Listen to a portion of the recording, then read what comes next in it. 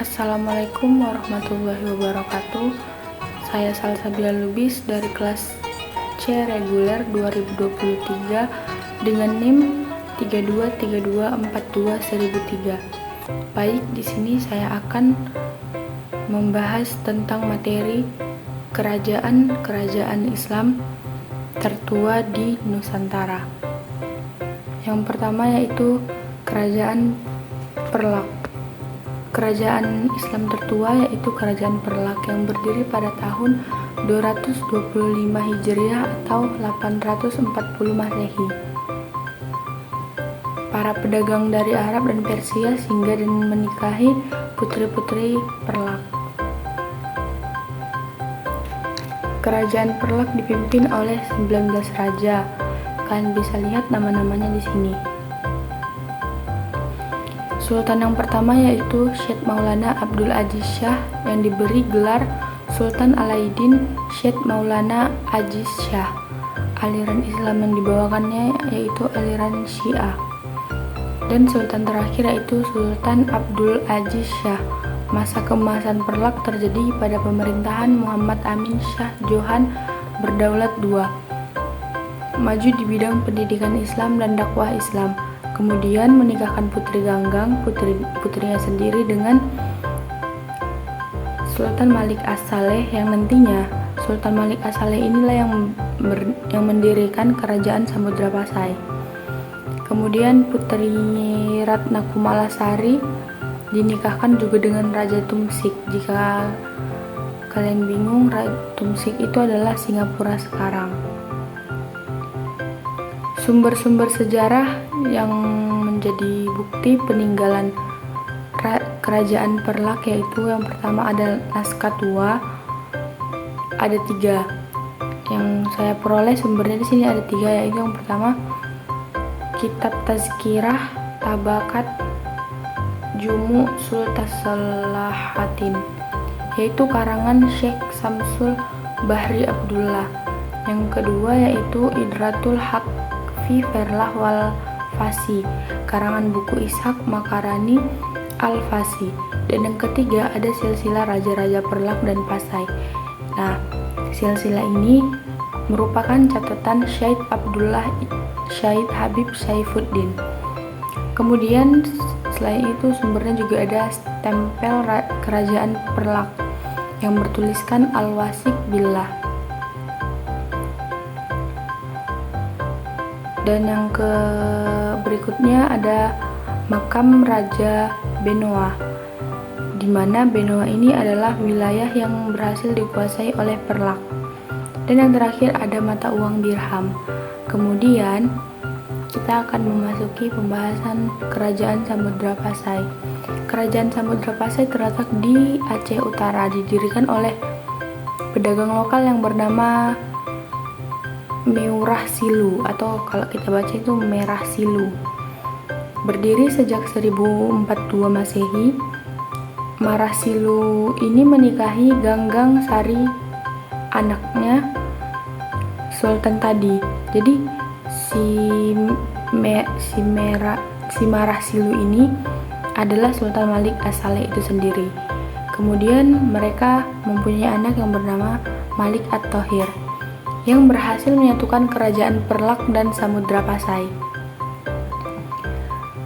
Bukti tinggalan dari kerajaan Samudra Pasai ini dapat kita lihat seperti kunjungan Marco Polo yang menceritakan perkembangan Islam serta perdagangan di Perlak dan Samudra Pasai. Kemudian kehidupan ekonominya ini pada masa pemerintahan si Malik At-Thohir II, Samudra Pasai berhasil menjadi pelabuhan tempat persinggahan kapal dagang dari India, Arab, Persia, dan Tiongkok. Kemudian Ibnu Battuta juga menulis. Ibnu Battuta ini adalah seorang utusan dari Sultan Delhi, India. Ia mengatakan bahwa perdagangan di sini ramai dan maju. Kemudian kehidupan sosialnya itu sudah diatur dengan ketentuan syariat Islam. Hasil kebudayaan bentuk fisik tidak banyak ditemukan. Kemudian peninggalan Samudra Pasai adalah batu nisan Sultan Malik As-Saleh tadi. Dan juga ada jirat dari Putri Pasa yang bertuliskan huruf Arab kaligrafi yang indah.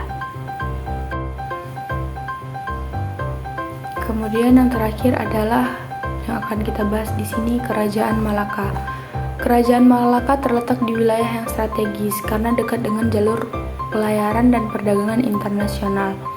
Ibu kota kerajaan ini adalah Melaka, dekat dengan Selat Malaka.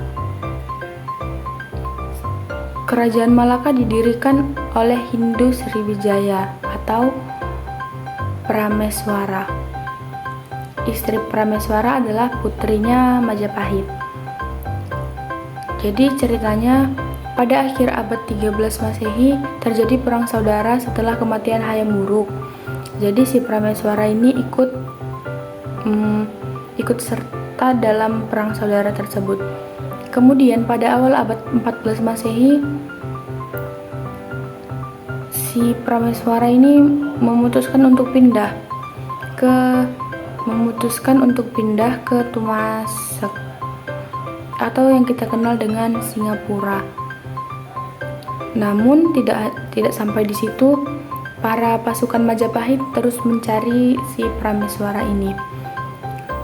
Si Prameswara ini tidak dapat ditemukan, dan kemudian ia membangun pelabuhan Malaka yang berkembang pesat. Prameswara kemudian memeluk agama Islam dan mengubah namanya menjadi Sultan Iskandar Shah. Di bawah pemerintahannya, ia berhasil menguasai Semenanjung Malaya, Sumatera Tengah, Kampar, Indragiri, Rokan di Riau, dan Kepulauan Riau. Di masa pemerintahannya, hidup Laksamana Hang Tuah yang memiliki peran penting membantu Sultan dalam mendirikan kerajaan Malaka tersebut. Informasi ini diketahui berasal dari cerita rakyat yang bernama Hikayat Hang Tuah. Kalian tahu, kalimat Melayu takkan hilang di bumi itu adalah kalimat dari beliau sendiri. Ekonomi di Malaka itu kita bisa melihat dari catatan Mahwan di buku Tamau Kun Map, yang isi bukunya ini adalah mengenai budaya, agama, dan kebiasaan orang Malaka. Sosial budaya di situ diatur, juga ada undang-undangnya yang dirumuskan berdasarkan adat istiadat Melayu. Contoh isinya itu salah satunya yaitu pemakaian payung untuk raja, peraturan menghadap raja, upacara pemberian gelar, dan upacara hari raya. Dan karya sastra yang terkenal adalah Sejarah Melayu dan Hikayat Amir Hamzah. Selanjutnya, kejayaan Malaka itu justru menjadi incaran bangsa-bangsa asing. Salah satunya adalah Portugis yang dipimpin Raja Manuel I pada tahun 1495 sampai dengan 1521. Jadi, kerajaan Malaka ini tidak bertahan, dia juga runtuh. Runtuh karena serangan Portugis pada 24 Agustus 1511 yang dipimpin oleh Alfonso. Jadi, keluarga-keluarga kerajaan Malaka itu pun menyingkir dari wilayah mereka begitu. Jejak masuknya Islam ke wilayah Nusantara menjadi goresan emas dan corak yang tersendiri dalam dinamika perjalanan kehidupan masyarakat Nusantara.